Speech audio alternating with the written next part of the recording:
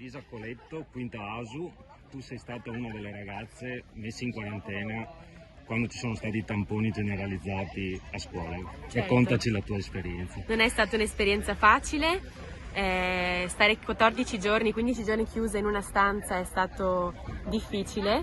Ho avuto molto tempo per pensare, però grazie alla didattica a distanza, grazie anche alla didattica a distanza, io ho potuto partecipare alle lezioni, che questo per me è stato fondamentale.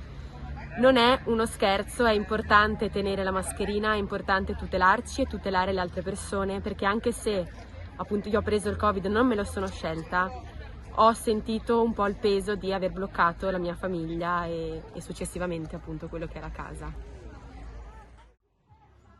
Daniele Visentini, collaboratore della dirigente scolastica, com'è nata questa iniziativa? L'iniziativa è stata pensata dai docenti e successivamente proposta alle classi con libera adesione. È nata ieri in maniera abbastanza estemporanea come manifestazione di una necessità di dire qualcosa, insomma, di parlare, di verbalizzare le effettive necessità della scuola.